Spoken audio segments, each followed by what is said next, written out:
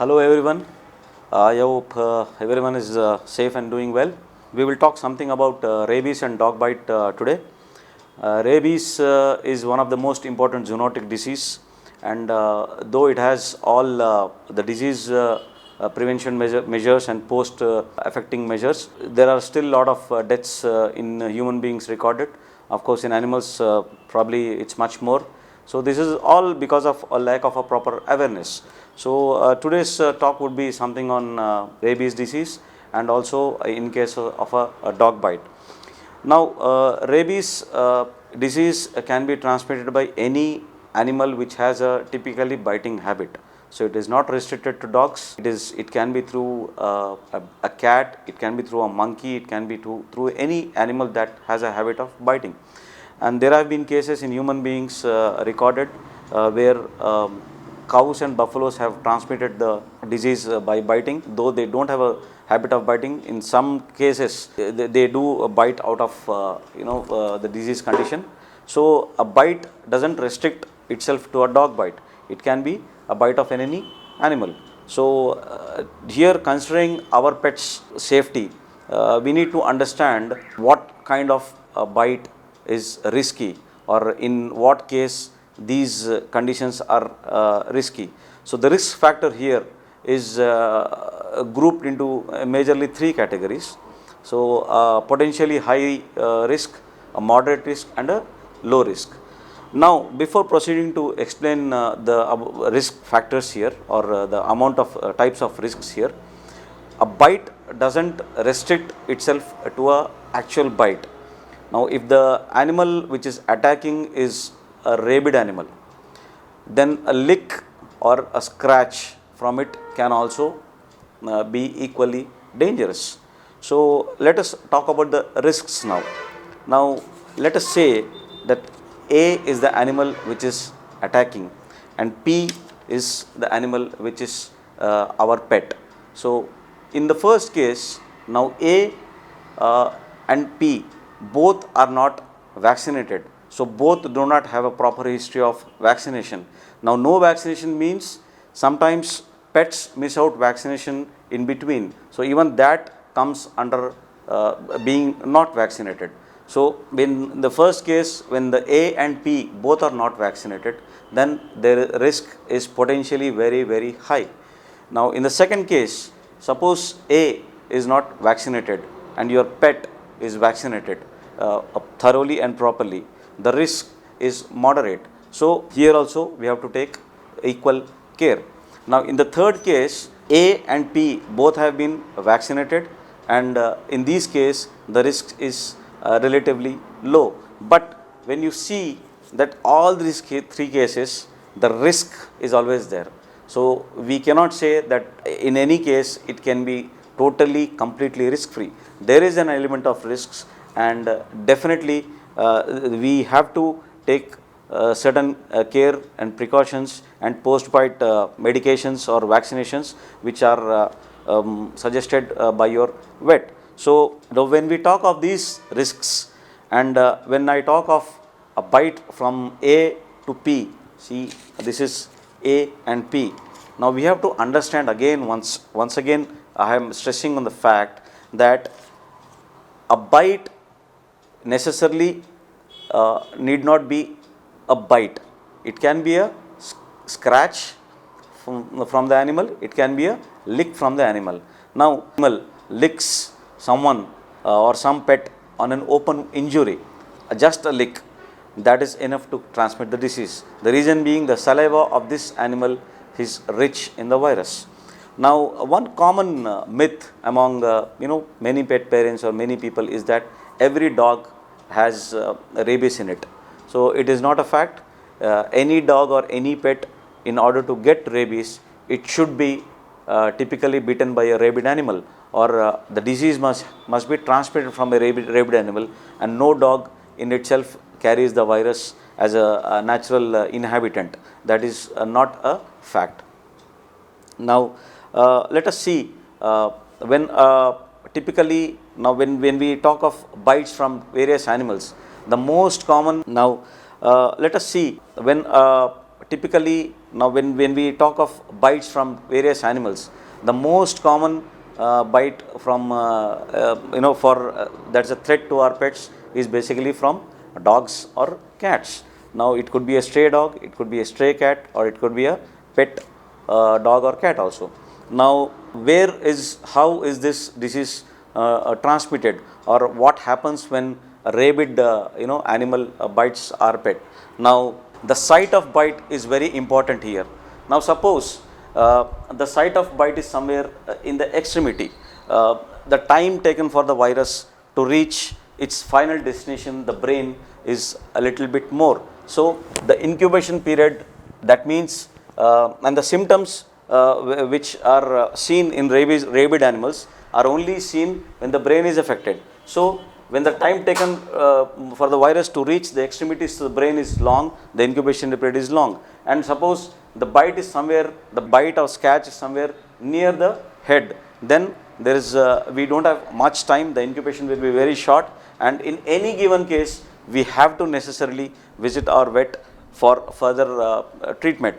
So in the given cases, as I told you, in the different kind of risks, considering the site of the bite, considering the extent of bite. Suppose the extent of the bite is huge, that means more virus has been deposited there, and the more virus is present available for to reach and infect the brain very fast. So the extent of the bite, the site of the bite, the history of the vaccination of the animal which is attacking, all these have to be taken into consideration to further decide and further decide and take a decision in what has to be done for your pet. Now what exactly happens?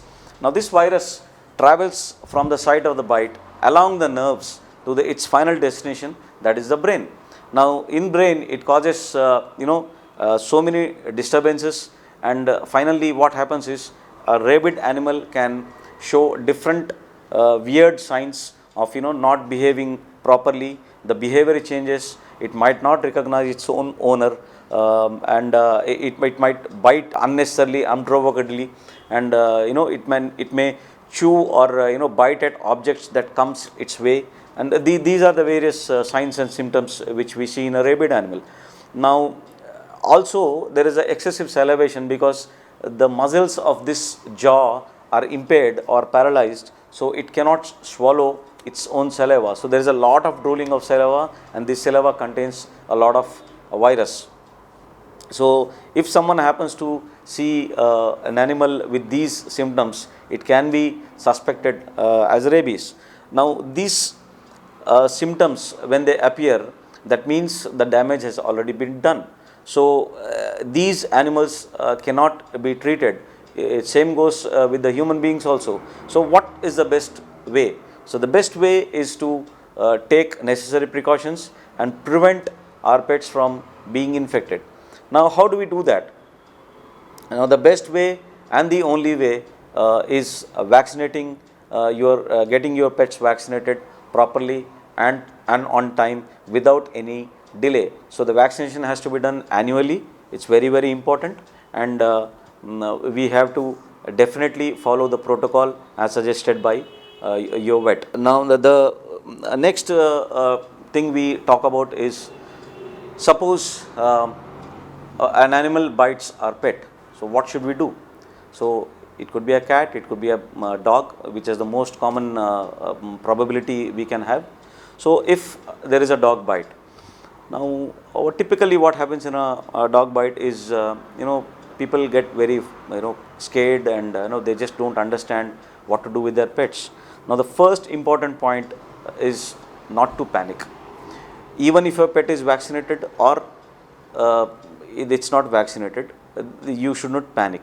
As long as a dog bite has not caused extensive injuries and your pet is fine and is not very shocked because of the dog bite, there is no need to panic. If it's a single bite or two bites which are very small of nature, then there is no need to panic. If the bites are extensive and definitely the animal is in the shock, then that's a different story altogether. But as long as there are few bites or a single bite, now what have we to do?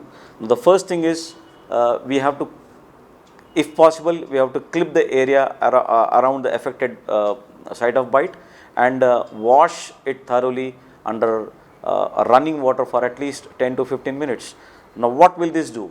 This will help to remove or flush out the virus load from the area of bite, because it is from that area the virus gets into the body and travels along the nerves to its final destination, that's the brain.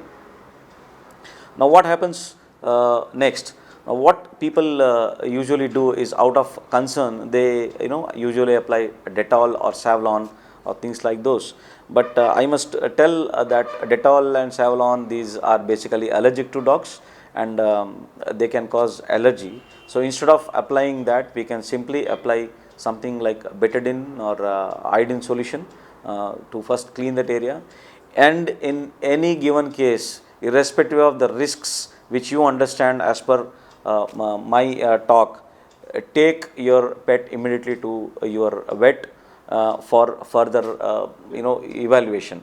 Now, the vet will decide how many shots of post-bite vaccination have to be given and what has to be done. So the first thing what we do at home when there is a dog bite or a cat bite or a scratch, so is to wash the wound properly, thoroughly, for a lot of time under running water, and this will decrease the virus load on the body at the site of the bite. Now, though this is a very, very dangerous virus, it is dangerous as long as it remains in the body. Outside the body, it's very, very sensitive to the normal heat or normal disinfectants. So when we use disinfectants like povidone iodine or your betadine, the virus will immediately it might die. So there is actually nothing to panic about it. All we need is a proper awareness, and probably rabies is the only disease for which the prevention and the treatment is the same.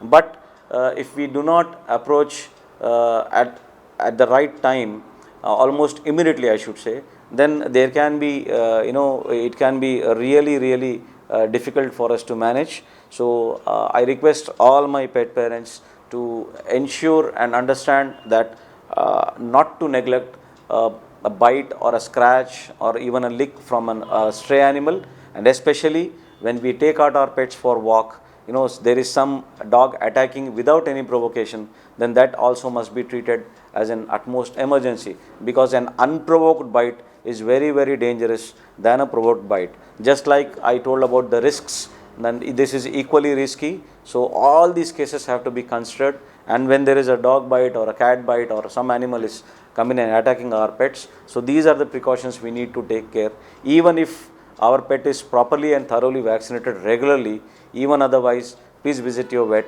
and get the necessary post-bite treatment done.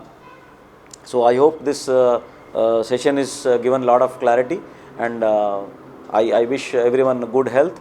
Stay safe, stay happy. Thank you so much.